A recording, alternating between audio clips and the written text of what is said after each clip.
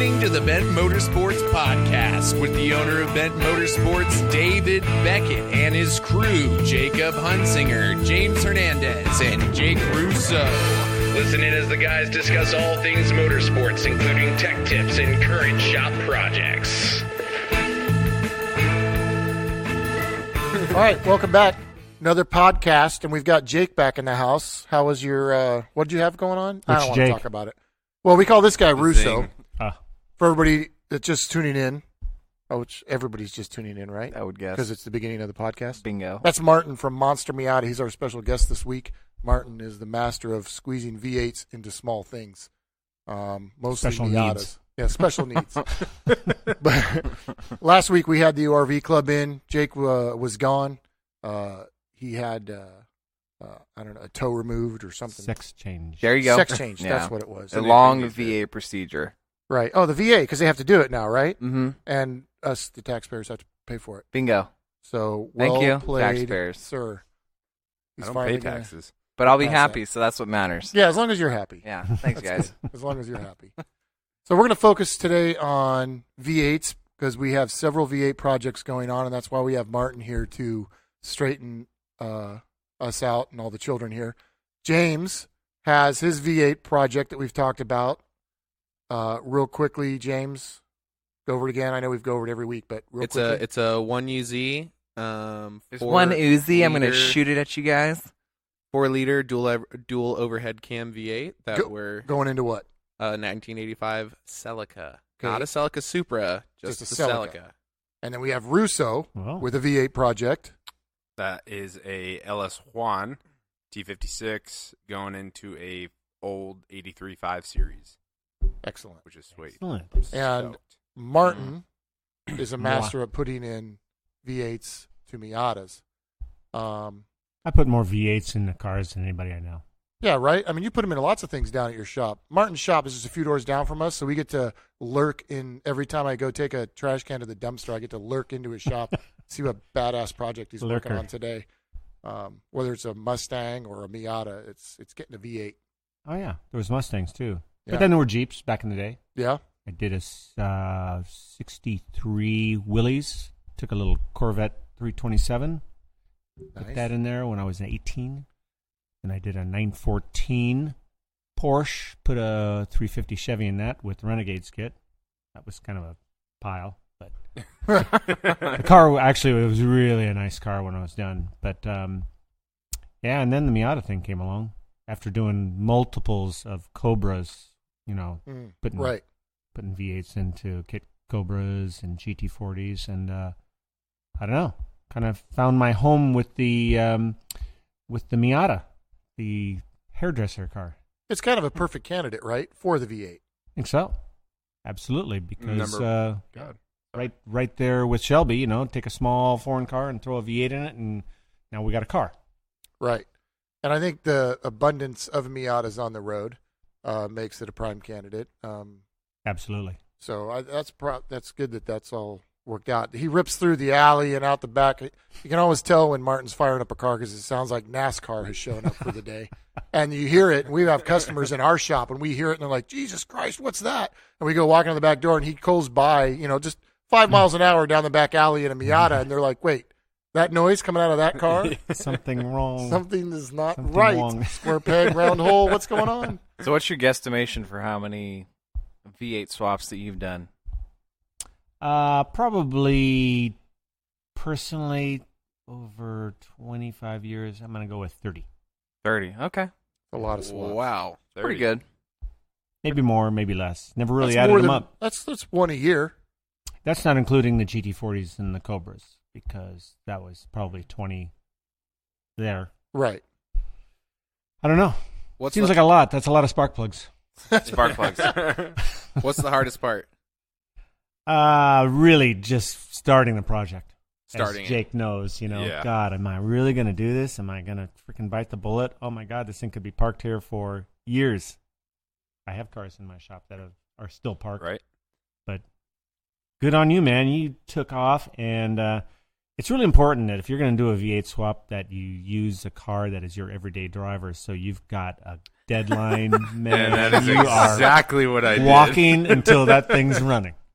Yeah, I'm really not stoked on that part of it. But I remember when the first day I picked up that motor and I got it back to the shop and it's sitting in the back of the truck and I'm just sitting there looking at it like, oh man, this is just the beginning. Like, and then I pulled my motor and I'm looking at this thing with an empty engine bay and looking at the motor like, okay, like where do we start? What do we do first? And the thing is, it's in and it's mounted and you don't really have the wiring done. You're getting close to, you got the power steering. You got the fuel hooked up?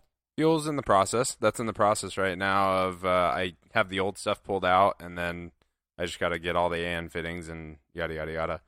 But and then there's the lovely electrical. Electrical's, we're probably 95% done with that. Oh, that's right, because you got Beckett on it. Knocked it out like Saturday, Sunday, pretty much, or no, Friday, Saturday. Yeah. I took the day off Friday, knocked out a bunch of stuff. Saturday kind of finished it up, and now it's just tying up the loose ends. So it's getting there. We got like a nice big breaker for basically straight from the battery to the breaker. So if anything trips, that breaker just goes off, and it's kind of a nice safety feature to have. Yep. So things to think about when you're doing your own V8 swap is don't overlook the electrical, whatever you do. So, Super important. Real, as far as fuel-injected engines, it's kind of not that much more difficult than the old carburetor. You got keyed hot fuel, or keyed hot, constant hot. You got gauges, obviously, water temperature, oil pressure. Yep. You got a tach. Yeah, I think the important thing we wanted for Jake's project was to keep all of the BMW dash functioning as it should, but with a Chevrolet engine, right? So it is easy in that, I mean, preaching to the choir here, Martin, but it is easy that you just have the ECU, and in some Chevrolets you have the pedal, but all that is kind of one unit, and then all we're doing is transferring sending units from the BMW engine into the Chevrolet so that the gauges read what they want to read. Yep. It really wasn't that bad, and he already had got an engine that had been weeded out pretty good. I know that when you do the process on the Miata, you have a donor car usually that you're getting the engine out of, and then you've got to weed, because Ford's a little different. Ford likes to integrate a lot of things into their wiring harnesses, and then you've got to go through and weed it out because you don't want to put a big pile of wires from the Miata and from the Ford under the dash or something that do nothing. Yeah, and then you don't start clipping those wires until the engine is in fact running, all the instruments are working, and you're driving on the road. Then you can start going in there and weed stuff out. That sounds stupid. You clip a wire. Engine stayed running. Okay, good. Next. You're young. Yeah, right. First swap. Wait till you get wiser. Yeah, first swap. Because, a lot of people just hack away at the harness. This is all I need, and then the thing doesn't run. I'm going, what did you do? You got rid of the fuel pump relays, man. You need that stuff. Yeah. And, so that's, anyways, that is kind of the way. See, now I've done simplicity. enough. I've done enough integrations. A lot of stuff. See, I've done V8 swaps. I've done engine swaps, different swaps. But now I find myself more helping the guy with the electrical integrate after he's already done the swap. Oh. And I'm not afraid to go in there with the biggest pair of wire cutters I have and just chop right through the belly of the beast. Throw it in the garbage and watch the guy cry and leave. It's better if you don't watch this. It's like cutting a guy's ponytail off. He's been growing for like 20 years. I'll just chop it right off. This is going to hurt. This is going to hurt a bit. You better want to walk away. Well, anyway, so as far as, the electrical is not a huge deal. Got to make sure that the fuel pump that's in the car that you're doing the swap on is up to the task for handling the fuel injection. If it's not, that's obviously something easy fuel, to do. Man. Come on. Fuel's fuel, but pressure is What's wrong pressure. with you? And, a carbureted car, there's a lot of your car, Jake, was fuel injected to begin with. It was fuel injected to begin with. I got lucky. I have an out-of-tank pump, which it's pretty basic. Just pop that thing out, put the new one in. I ended up getting a kit on Summit that had the fuel pump, fuel pressure regulator, and basically everything I needed for like $150. So it's like you can't beat it to have a new fuel pump. I could have probably trusted the old BMW pump, but it was one of those things. It's like get it done now and not chase my tail later on. So I've yet to get to that hurdle.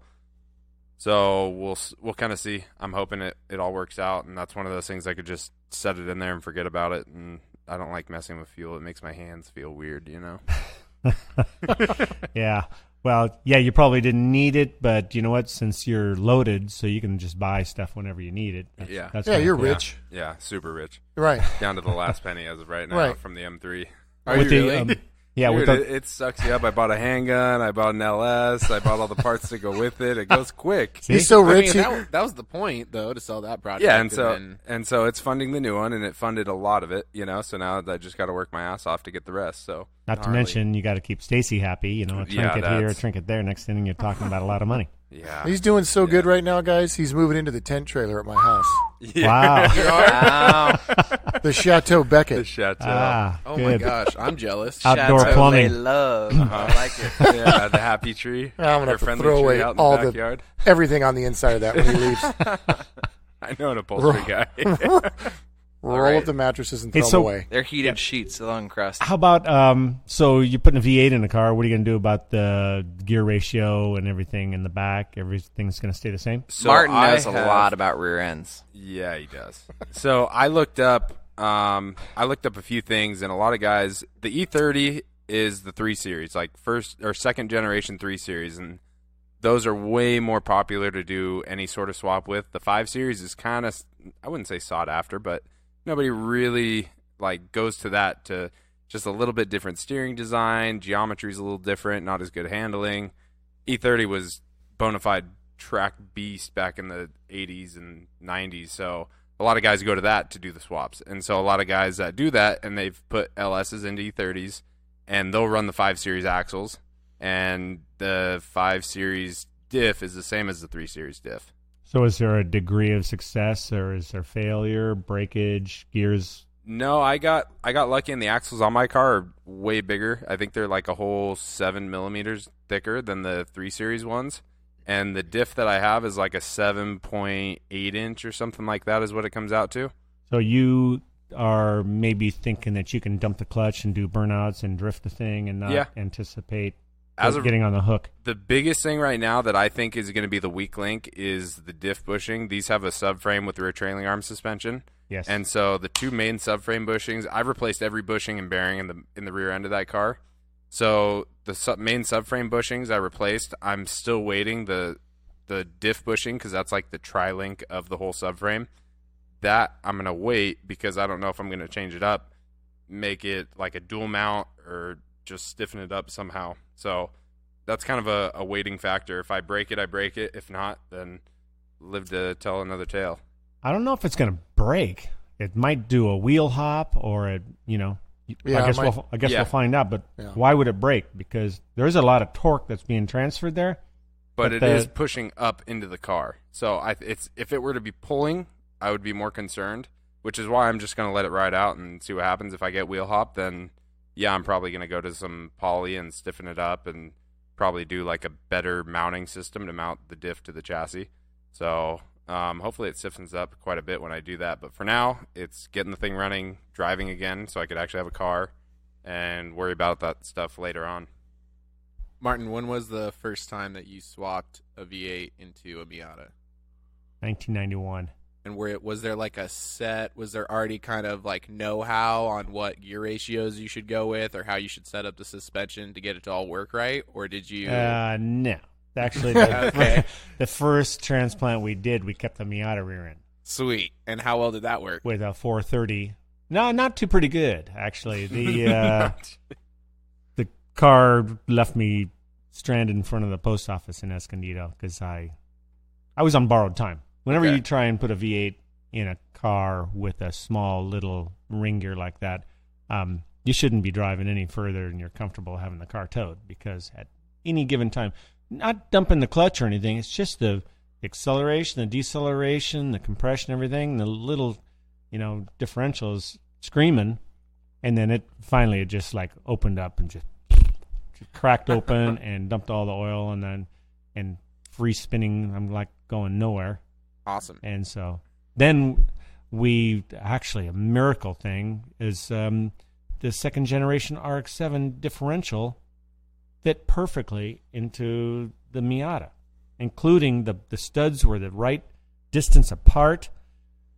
None of the hubs had to be broached to use the RX-7 half shafts, but the half shafts were the right length. It was like, somebody planned it this way, sort of, kind of, except for the hubs. The Miata hubs would not receive the RX-7 splines, but I learned about broaching. Pioneer Broach, they made a tool for us. They punched it through the hub. Now we can use the RX-7 rear end and half shafts. The problem with that is cool. That was a 410 gear or a 390. That's all RX-7s came with. And, we're driving around V8s here that are thumpers, They're not spinning RX-7 kind of RPMs, 9,000 RPM. We're maxed out at 6,200. And so it was a compromise. So we had a strong differential that wouldn't break. It's just when you're driving down the freeway in fifth gear with a 0.63, you're doing 4,000 RPM at 70 miles an hour. And it's like, that gets old after a while. Anyways, just to tell you real quick what happened, I was down at the wrecking yard, Ecology, one day, just down there randomly picking parts for, one of our projects, and I literally tripped over a 7.5-inch T-Bird IRS differential. I go, what the hell is that? And it said Ford on it, and I'm going, what? So I checked it out, went over and talked to a guy and said, what is this? He goes, yeah, Lincoln, Cougar, T-Bird, all use the same. So I didn't even know that there was an IRS out there made in USA that had gear ratios aplenty. So I grabbed the thing for like $200, took it back to the shop, started making a bracket that mounted exactly like the Miata differential. Obviously, there were some other things that had to be taken care of because the Miata differential mounts to a power plant frame, kind of like a Corvette or a torque tube. Okay. It's called a PPF. And the PPF, once you put a V8 in the car, she's a gun. What are we going to, what are you going to mount the front of the differential to? So then I came up with this thing we call the pinion torque mount, and it's a weld-in. It's very stout, very sturdy. Well, the early ones were not. Well, now, real quick on the PPF, I know that on it basically, if everybody has never known what a PPF is, it's bolting the transmission that's at the front behind the engine, and it's a beam that comes back and mounts to the differential. So the differential and the transmission are hard mounted together because this is a unibody vehicle, and it keeps the driveline all insulated. Yeah. So, but it does it gives it a bouncy feeling, but it was. Anyways, it's something that had to be eliminated. Yeah, so when you eliminate that, now what that also did that come into play? Is the unibody rigid enough now? Does it even matter anything else as far as body twist or anything? Does that not even come into play? Yeah, they didn't put the PPF in there for torque or anything. Engineers at Mazda told me that they managed to talk the bean counters into giving them the best steel for making the tub out of. The box rockers are high. They're made out of some very high carbon steel, and they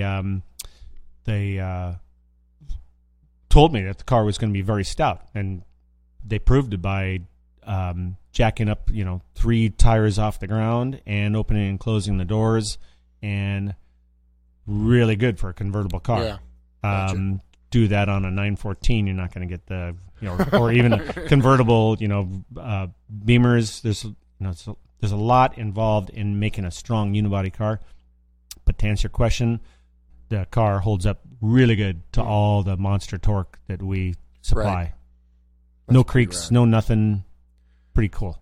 And now it's all engineered. Everything you've done enough Miatas that you can crank kits out, and there's not a lot of engineering in that left, right? Other than if you want to start new projects. Right. Well, there's always new projects going on, but you can, if you do have a stiffness problem in the car, if you're doing 10-second quarter miles with drag radials and supercharged, cars, there's going to be some twisting going on. But then you put a roll cage, and then all of a sudden, now you're good again. You're good again. Right. Brad, Does anybody know, and since we're talking about V8s, when the first V8 came about? Any guesses? 42. 1942 from Jake. That would have been like, what were those called? The Flatheads? flatheads, yeah. Right? For some reason, I think you know the answer. Look, I'm not smart, guys, but I do have access to the internet. He does. And I he Googled it spends before a we whole came lot on of time. tonight because I wanted to have a little trivia in here. And What an you know, asshole. I would, if you guys would have asked me the same question, I don't know. Why would I know that? You idiots. Who cares when the first V8 was? But it's interesting. I'm going to say 38. Okay, I couldn't tell 38. you what the motor was, but I just want to one Jacob. James, Yeah, any actually, guesses? because the Wait. 32 Ford had an option of a flathead Ford. So now we're So down at to 32. least 32. At least 32. So what? Just Can I change my answer? Yeah. No. No, No. definitely not. So was the flathead the first V8? I like when we ask any question. Jake's 42. first one. 42. Everything's 42. What's your favorite? 7. Okay. That's it. Right. Was the flathead the first V8? No. It wasn't. Stupid. Was it USA? France. I don't think so. What do you mean you don't think so? You got it in front of you. Well, I didn't look into a country. Well, it's not So Ford or Chevy or Yeah, it Sounds doesn't have French any- to me. Citroën. Boom. Winner. His name is Leon It's French. I win. Yeah. Levavassier. Did they just see our? What year? Okay, now you've got a little bit of. 1917. It was used in An airplane. boats, Okay. and then airplanes. Like air I was right. fan boats? Oh, wait. What? Was it radial? Don't throw your arm out patting yourself on the back. No, it was not No, radial. yeah, It's a I'm not sure V8. if It's a you've listened V8, to not a radial 8. No. It's a V. Well, I was just thinking 8 Somebody cylinders. needs to reset Etch-a-Sketch over here. Shut up. 1902. Damn. Wow. Ooh, When nice. was the first He nicknamed motor it Antoinette because that was the name, the daughter's name of the guy who funded him. Wow. Damn. It had an 80 millimeter bore, an 80 millimeter stroke, 24 horsepower at 1400 RPM, It's tiny. Righteous horsepower. and weighed 121 pounds. Whoa. And then the airplane guys started using it, and they wanted more power, so he made a new version in 1904 and did 105 millimeter stroke and 110 millimeter bore and got 50 horsepower. So he doubled the horsepower, Wow. but it weighed 190 pounds. But his power to weight for that engine stood for 25 years. Nobody could get an engine, a V8, stronger than his That's for awesome. 25 cool. years. That's super Nice. impressive. Guess he was smart. And Like so this that. went into boats and planes. Airplanes, yeah. Neat. Neat, right? Who doesn't Little like trivia. boats and airplanes? Who doesn't, right? I like boats. What was the first V8 in a car? I don't know. I'd have to go back online and look Well, because I'm dude, stupid. internet boy. Dang. That's a good thing for the listeners. You guys look up that and That's comment on the podcast and let us know.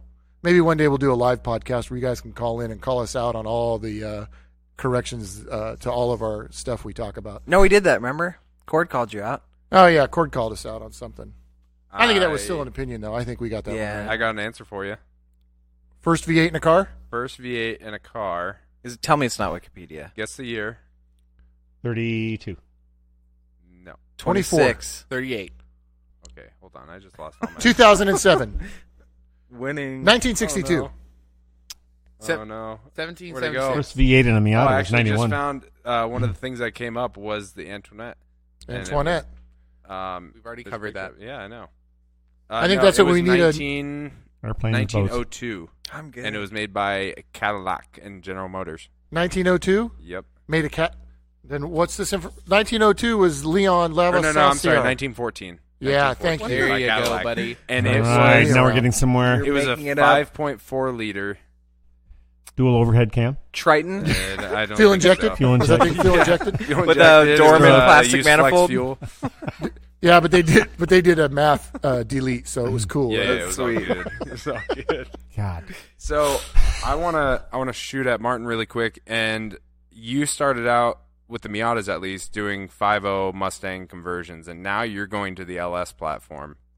So Yes. what is In addition to the In Ford. addition. in addition to the Ford, not stopping the Ford production, but what is some of the drawbacks and advantages to doing that? Obviously, there's What do you like about the Fords? Dislike about the Fords? What do you like about the LS? Dislike about the LS? exactly. Say it the way I want you to say it, Wow. not the way you're going to say Jeez. it. You got a minute? Yeah. Let's do this. The worst part about using the Ford. Let's start there. What is the one downfall you don't like? Ah, man, I'd have to say that it's probably emissions. There's just and I'm a Chevy guy. Been a Chevy guy all my life. Z28s, Corvettes. Man, I've had a lot of cars, but I've always been a Chevy guy, except I always loved Cobras and GT40s, and that was it. Mm-hmm. I really like the sound of the Fords, the Cobras, and the GT40s, but I also like the sound of the Chevys. The sound of the Fords in the with the Windsor, the 5.0s, has a really unique, cool sound. It's like a ring almost. That's a plus for Ford. But the Chevys back in the 60s and 70s, 80s had the same sort of firing order. So they sounded kind of the same too. Now with the LS, they have a totally different firing order, and it sounds not so great. I don't really like it that much, though you can put a modified cam profile in there and make them sound better. So that's okay for Chevy. Back to Ford, as far as negatives,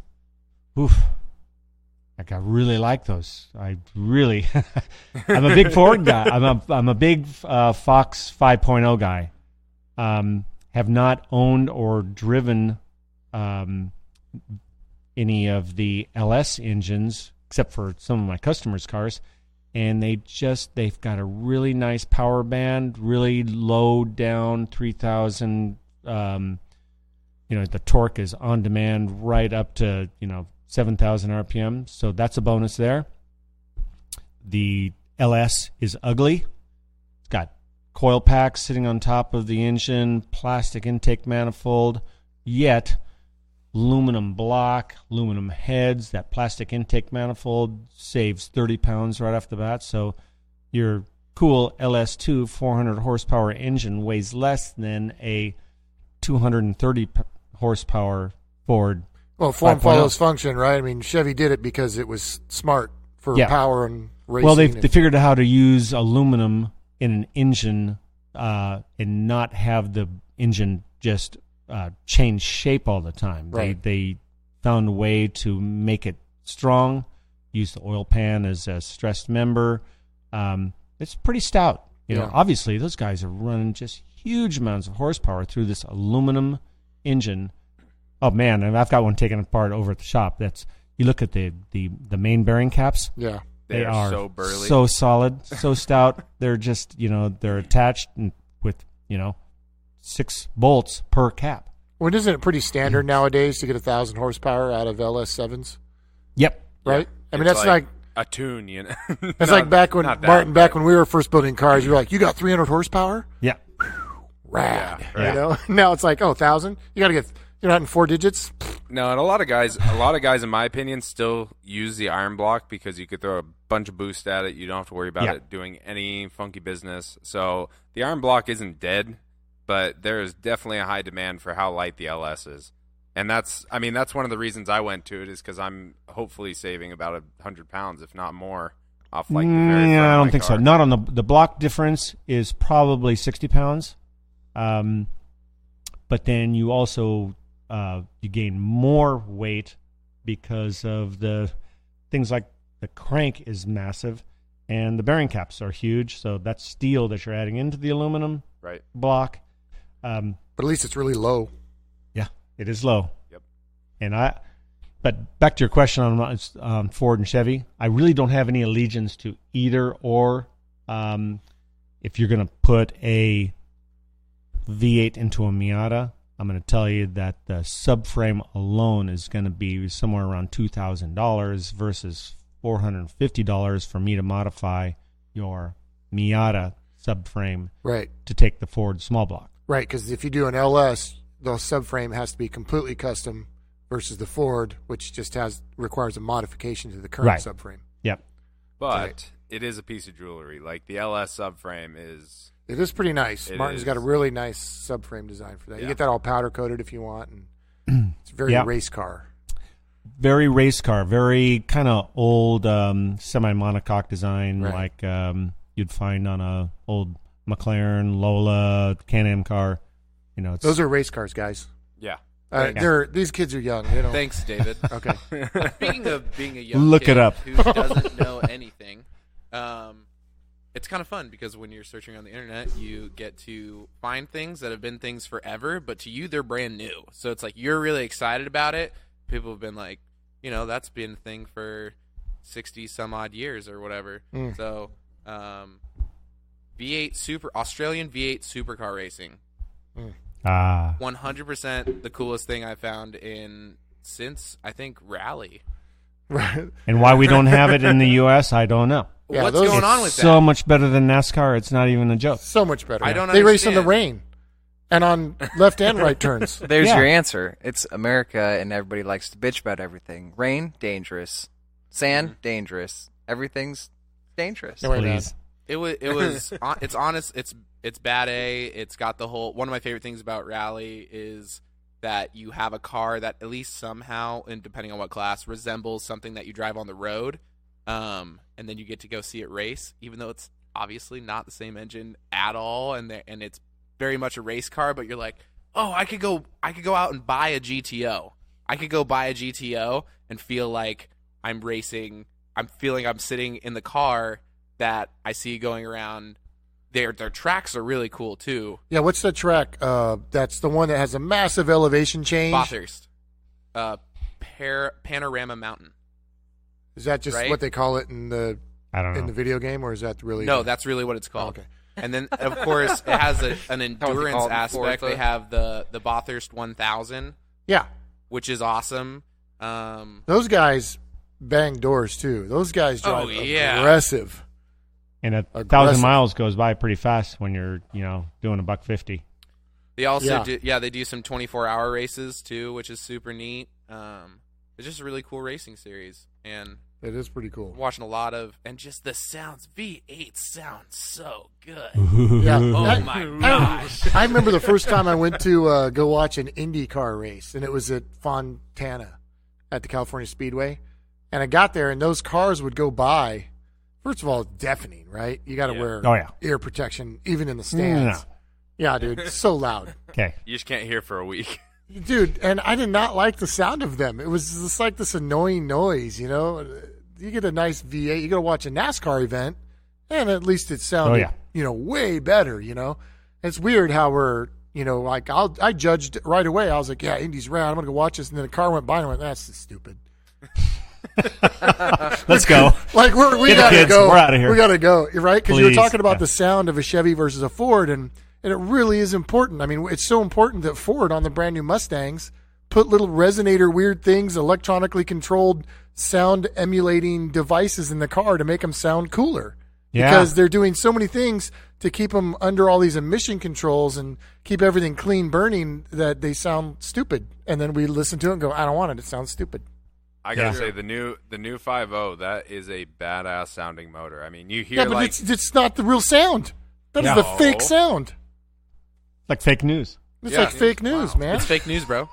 I've been misguided this whole time. You have, I see yeah. a 5.0 go by and I'm like, damn, that thing sounds good. Yeah, Marty's got one, right? Yeah. Yeah. And it's got a little. Yeah. Weird resonator sound. It's funny when I had the Ranchero, it had the cutouts on it, and I was like, I'd take them off, and it's so loud. This is cool. I remember those little caps that you Exactly, put on. yeah. And then I drove past Martin's shop one day, and he's like, "Put some mufflers on that thing," and I was like, Of all guys to was yell, like- put mufflers on it.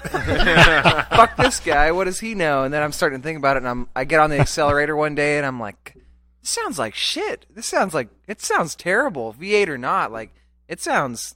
I don't Open know. headers are obnoxious. You gotta. Oh, you know what? The exhaust system I put on our Lemons car Yeah. is probably the best sounding V8 next to the old GT40s with the 180 exhaust. Yeah. Oh my God. I just grabbed some 3-inch EMT electrical tubing and some, they were 90-degree bends, and I made a pretty solid X-pipe. Yeah. And some mufflers, I don't even know what they are. They could be Flowmasters, they could be some cheapo, but The thing. And we have an old set of majorly rusted tri-Y headers that Craig found at the swap meet. They're pretty much going to fall off the car. We've decided any minute. But boy, at 6,000 RPM, it's such a sweet sound. It puts a smile on your face. Doesn't get old. So sound is big. It's big. I'm So shooting for a good one. So that's sort of an answer to what engine I like best, except for, so if you're going to go with the LS, it's going to be more expensive. Hands down. Taylor Ray Drifts is doing a budget build on YouTube channel. Guy's cooler than shit. Really a solid guy. And he's going to do this Miata conversion, car included, less than $10,000. Transmission, differential, the whole thing. That's easy. Kind of cut him a deal on the kit price, but easy. It's not easy. No. No, $10,000 comes and goes like a, Didn't you sell your M3 for $10,000? No, it was $8,500. Oh, well, But you're close enough. But you bought a handgun, too. I didn't put all that money into the car. Obviously, Don't forget the handgun. Rent comes up and necessities, like a bunch of stuff. But I mean, as of right now, comfortably, I would say. Don't lie. No, I'll be straight about it. I have 4,000 into the motor and probably no more than $2,000 into everything else. Where right the now. fuck did you spend the rest of your money? Having the oddball of the V8 community. Oh, I here we feel go. like The one UZ. I'm just saying, I'm supposed to. I budgeted out. We should have the car in the V8 in the car running with suspension for under 5 Gs, which is legit. Yeah, so has anybody here ever done a Japanese V8 swap? No. That's new for all of us here, That's right? new for all of us. So this is kind of a fun little project because we're going to get, even though it's Toyota, right? It'll bolt right in. Toyota. Yeah, it's fine. It'll bolt right in. Dude, we should be able to just swap a subframe. And Those guys engineer stuff like with that. a 6-speed. It has a 5-speed on it right now. I think I'm going to swap it out for a 6-speed for a 350Z. Maybe you should get it running first. So that's the what same Taylor one that Taylor put on his. Yep. I've been following this guy Taylor. Check out his Instagram. He does a bunch of cool stuff. Obviously, he drifts. He's got a Z06 that he drifts as well, a 350Z, and then he's got the beater Miata. And he's got some talent when it comes to it, too. So it's kind of funny.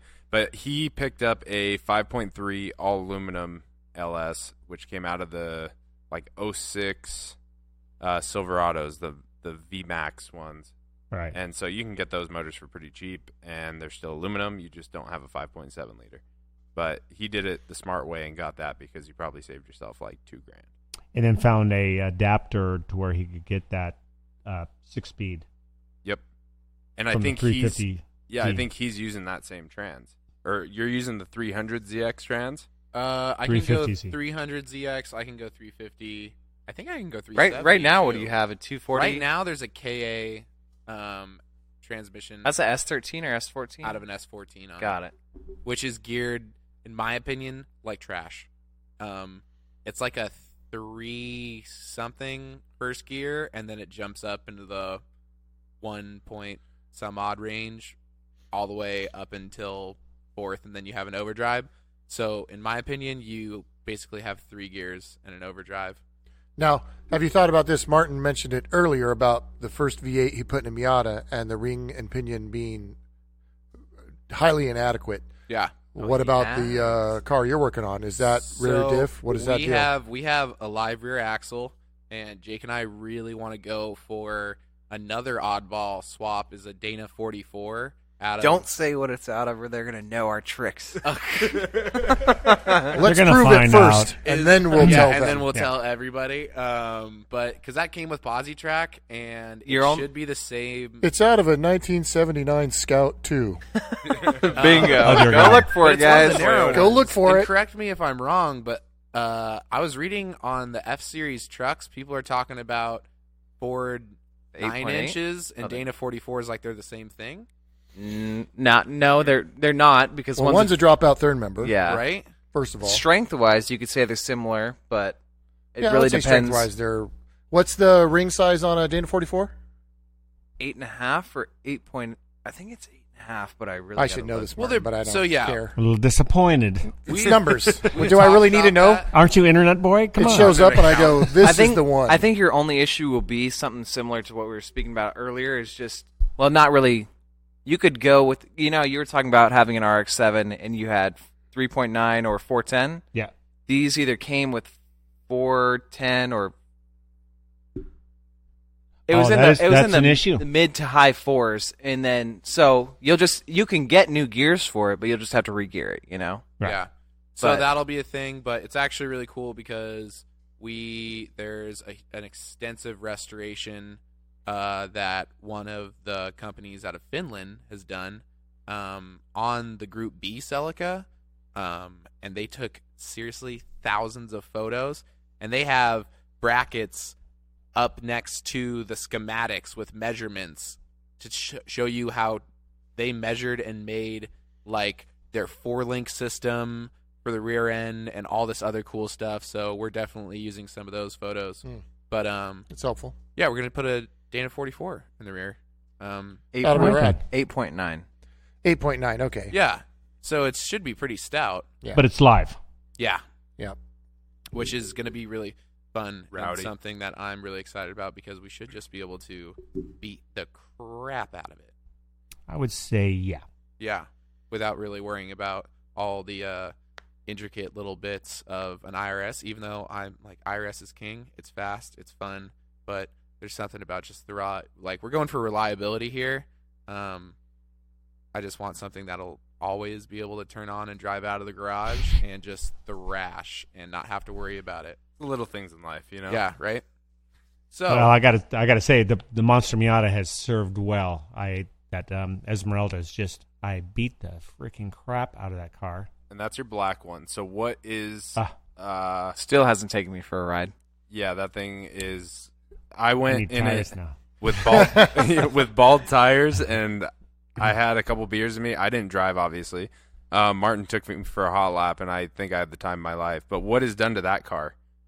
It's a board and stroked 347, and it's nothing really too fancy. I think it's got 32-pound injectors and just some nice intake stuff, some good heads, some valve work was Right. done to it, and I don't know. It's an amazing thing. You know, there's some. I built the car in '94. My customer took it and put some sneaky electronics in it. It's got knock sensors on it. I just found out recently. Only owned the car for 20 years, but I was looking around under the dashboard and go, "What the hell is all this stuff?" And it said these electrical boxes, and I'm going, "Wow!"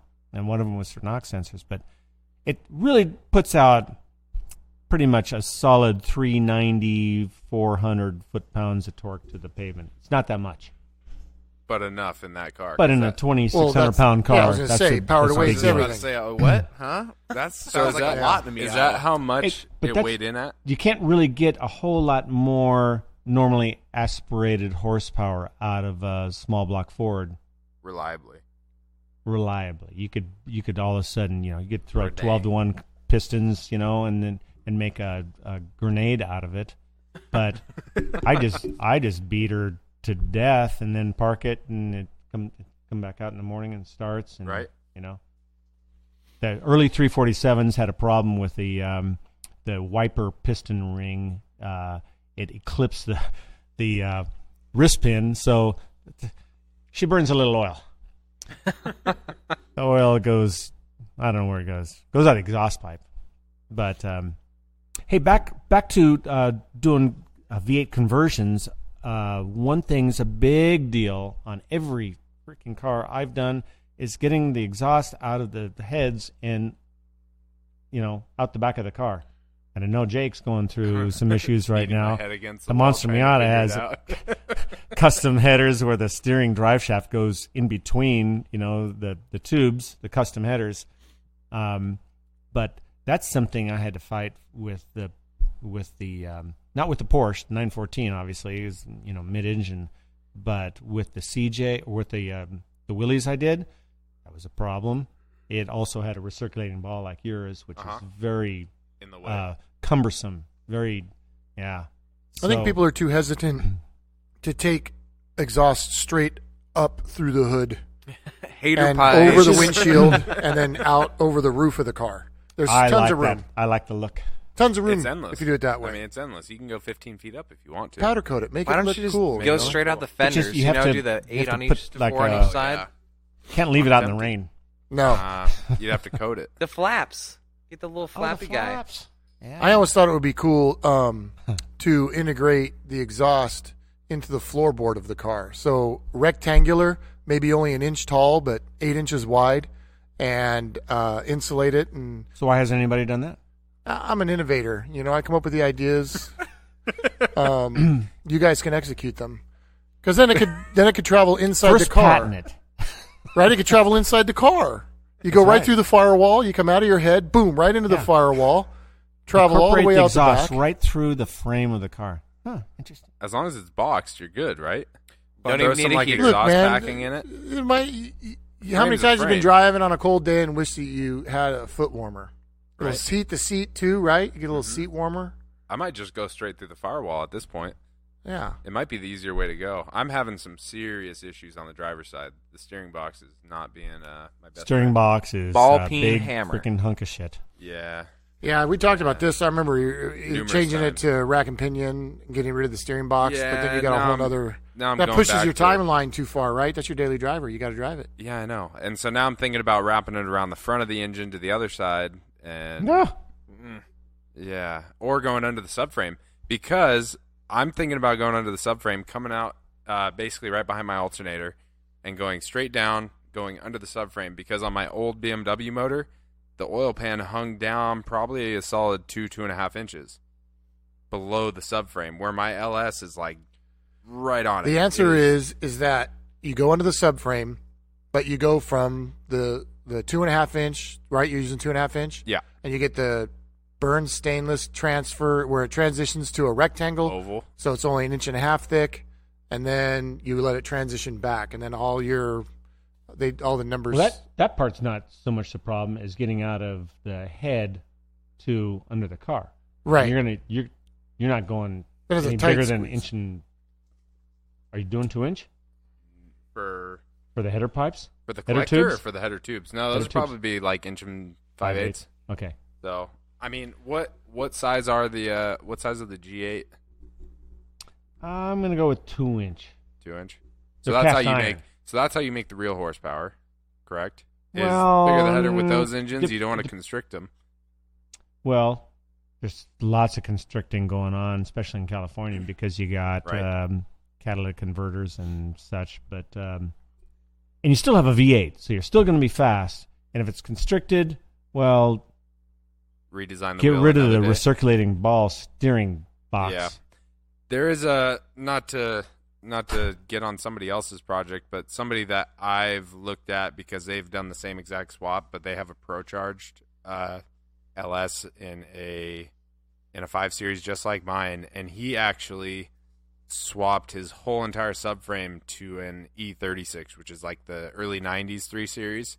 Whole subframe, whole front suspension clip basically grafted onto his 5 Series, and that gives you rack and pinion. It relocates the rack and pinion to the very front of the engine, which means I'd have to get a whole new oil pan. But it is kind of an option because the E36 was also a really good track car back in the day. That's something I kind of plan on doing, is taking this thing to the track and beating on it and seeing how well it does. Right. So, maybe You know what? Sometime down You're the road. still going to be able to get your driver's side header figured out. It's going to fit through that hole. One way or another. If I have to scrape the thing every few days on a speed bump, I'm not really worried about it because I don't know. I just don't care. I want it to be. Just Not put that I a don't reinforcement plate, Plate on the so when bottom you of just it. scrape that thing and then peel it off and put another one on there. I'm Yeah. right And then with that. and maybe too. go with the Dave Beckett idea of just 8-inch wide and 1 inch. You know.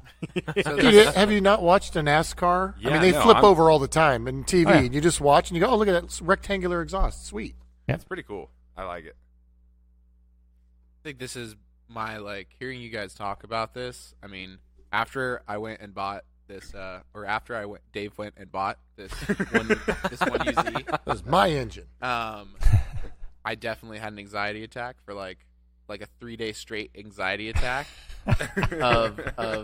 what I should have done was just made a spreadsheet or something to make myself feel better. But you have to think of so much, and then you get the dang thing in there, and you're looking at all kinds of different things, power steering lines.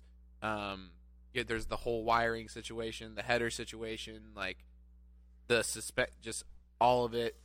If you're putting it into a car that didn't originally have a V8, you're looking at packaging and weight distribution and all this stuff. Right. And if you want to build something that actually works, if you just want to Roadkill, go watch Roadkill. That's the founder of just shoving stuff into something. My favorite one was when they did the Cummins 5.9 in the Cadillac. Uh-huh. I thought that was great. I was like, that's hilarious. You can engine swap anything. Dude, that's the way I've been doing it for years. Is that and I don't do that now. But it's the Captain Ron, right? The old captain. Just kick the tires and light the fires, man. Just do it. This is going to work. It's not going to work, right? And I would just cut things apart. So we start doing resto mods. Now, next week, we're going to talk about vehicle restoration and the ins and outs of restoring a car.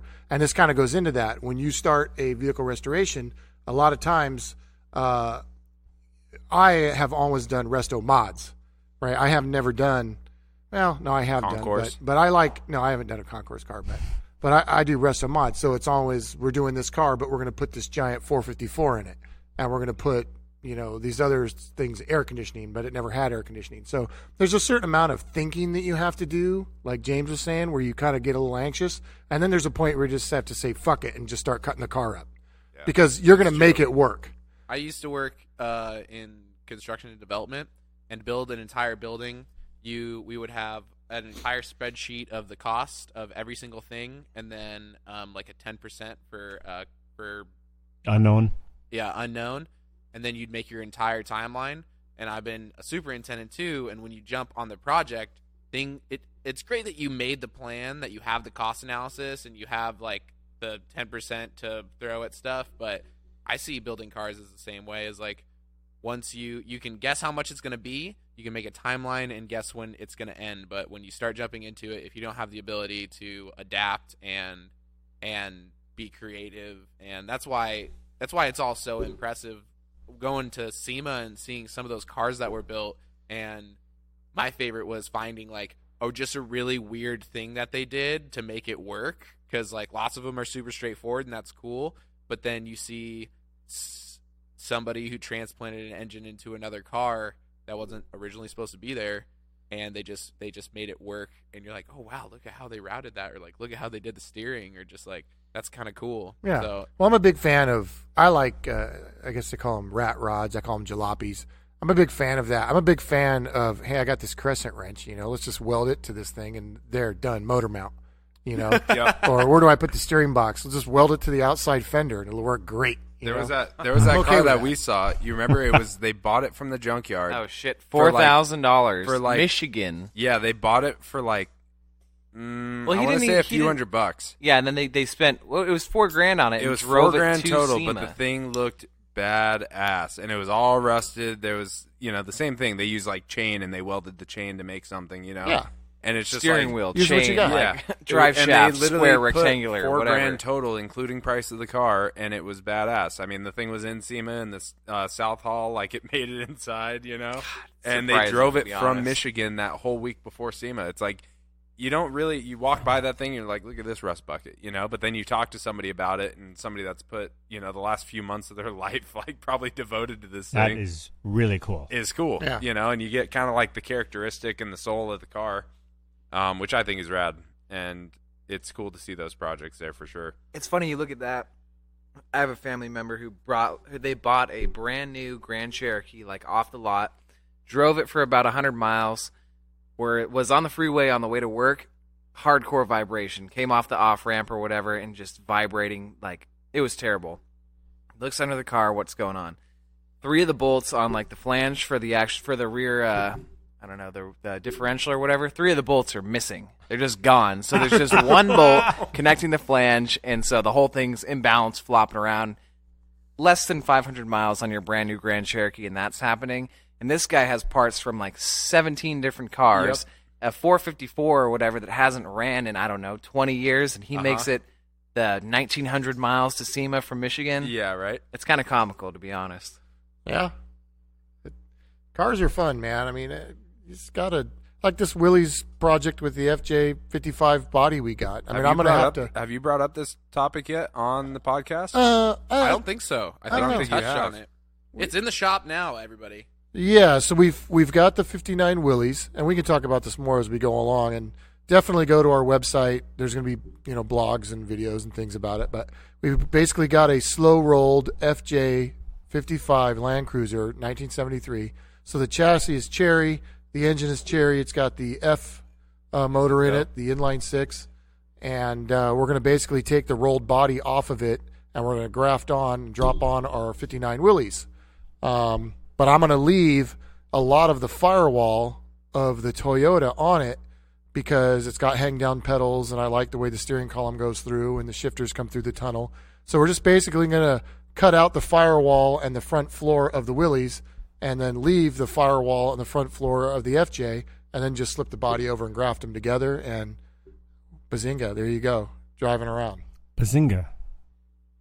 It's got brand new BFGs on it. And literally, guys, this is as far as I've thought about it. Like, I just told you my whole plan. I know, James, you're having it. Like, I don't even care about these things. This is going to keep plasma cutting crap off until it fits. Which is this is exactly what we're saying. It's like you got this project and then you bought this project, so it's like, you just combine the two. How hard can it be? The only thing I looked for was wheelbase.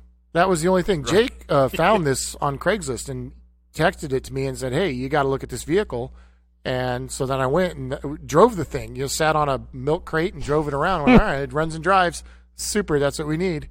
I don't think this was a one-time thing. I've sent him like 5,700 different things. Oh, yeah, dude, he sends me 3 or 4 a day. 2 o'clock in the morning. Craigslist. Hey, yeah, Dave, seriously. check this out. I'm like, he's got to But still additional be awake. bonus is you captured Cole's, your son's. Yeah, this is my son's vehicle. We bought the 59 Willys for my son and I to have a project vehicle, and he was super stoked on the Willys when we got it. But after I made him scrape rodent turds. and goat shit out of it for a week straight, he kind of got down on the project. But now we have this new chassis in-house, and he sees an end. I think he sees that it's plausible. It's going to happen. It's a real thing, and he's getting into it again. Didn't you actually use like chemicals that coroners use to get the smell out of the car? Yeah, our good buddy a couple doors down, Ken. Yeah. At, He gave you this stuff? Yeah. That's really good. Yeah. I got it too. It's Oh, maybe you gave it to me. You got it from Ken. So I did. Martin gave it to me. Yeah. Martin got it from Ken, and it's the stuff corners use, right, to get dead Yes. body smells out. What's that called? Dead body juice. That's made from castor beans. I don't know what it's called, but we could come up with a good name. It worked. It got that. The inside of that Willie smelled Dead like be gone. dead Called the animals, booty juice. man. Dead be gone. So overall, should you V8 swap your car? Jake? Yes, you have to say yes. You're doing I'm it. The I'm answer saying is yes. yes. Okay, Yeah, come on, what's here's wrong the with thing. you? It depends. Here's Here's the thing. No. Here's Oh my the God. freaking thing. Essentially, you have to. Like, how into it are you? Because this has been a game plan of mine for probably 2 years now. So it finally coming together, there's definitely way more than I had anticipated. It's going fairly smoothly, I would say, but that's also saying that I have some good support behind me in this general vicinity. So for the average, like, garage-built car mechanic, he is probably going to struggle a little bit because you have to outsource quite a bit. But here's what I'm gonna add this to it. I'm gonna say do it. Always do it. Try it. Go for it. Yeah, and that's the thing. Is like I agree. That's all I I've totally done agree. forever. Just Yeah. go for it. Because that one day, probably 2 in the morning, maybe 4 in the morning, you're going to turn the key and it's going to fire, and you are going to just rev it up, and it's not going to have any exhaust hooked up, so it's going to be very loud, and all the lights in the neighborhood are going to come on. but Beer you're gonna cans be scattered all so around. stoked because that's the big deal. Getting the engine running in the car, you still have drive shaft and you got the differential and stuff like that, but it's really, it is such, it never gets old. And I got to say, Jake, you picked the right business park to do Yeah, this. right. in, too. Yeah, yeah. If anybody's thinking If of you're doing 2 doors it, down, or if you're up at Other The other place. the other place. The other place. No, it's funny. I'll have like a question about something, and it's like, Which Dave, direction should I walk? Dave Martin. Yeah. Yeah, out the All right, front I'm gonna door go and over turn here. left, or out the front door and turn right. This is electrical. I got to go see Dave. Then hey, Yeah. Dave, I got this. Okay, yeah, cool. Let's do this, and this. We can put in this. It's like, all right, cool. Oh, I got this header clearance. Hey, Martin, what do you think about this? Oh, yeah, we should do this. It's like, all right, cool. Moving on. Yeah, if you're going to do a V8 swap, this is definitely the place to come ask questions Yeah, I because think we so. have opinions. Except there are places like this across the nation. You know, There are. there are so many people doing some crazy stuff. You know, way better than us. You know, Yeah. with huge pockets. You know, unlimited resources, and but then again, you look at what you know. I sell conversion kits to high school kids. You know, it's $4,000 out of their pocket. And a week later, they call me up asking me, "Hey, those chrome exhaust tips on the back of that red car on your website, where do I get those?" And I'm going, "Well, I think I got them at Pep Boys, but aren't Yeah. you getting a little ahead of yourself?" He goes, "Well, no, we're driving the car." I'm going, "What?" Yeah, they're kicking butt, So man. yeah, we just took like 30 boxes of Coors Light, Probably and Natty Ice, 10 considering. guys were all going through this, and man, we've already been through the neighborhood. We haven't really put a solid exhaust on it, but I'm just going, you know what? It's almost ignorance is bliss. You just dive in. The kids, they don't know what the consequences are of hooking Yeah. the wrong wire up to the ECU. Nope. You could fry ECU in a heartbeat. But that's how we learned, that- right, Martin? yeah. I blew lots of things up and went, well, Oh, my God. don't do that. Yeah. So yeah, it obviously has a lot to do with how much stuff you've ruined in your life, but almost kind of like the wiser you get, the older you get, the more careful you get. Yeah. Is that wisdom or is that hindering you from, you know, Yeah. oh God, what's going to happen if I, you know? Well, we were building cars before YouTube could tell us how to do things. Oh, yeah. You know, and you couldn't go to a mechanic. You couldn't call a mechanic shop and say, "Hey, I'm working on my car in my garage, and I can't figure this thing out." They're gonna be like, "Well, bring it in. We'll help you." Yeah. You know, nobody would give you information over the phone. There's Nope. no way. I Googled the wiring for this one UZ, and there's an 80-page like internet like booklet on Yeah. 100%, terrible. 110% of Terrible. what you need to Seriously. know. Yeah. It's awesome.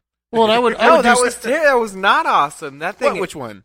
It was that. I remember when you first bought. This is not his first 1UZ, may I add. This is the second 1UZ, and he says he was being kind when he gave the car away.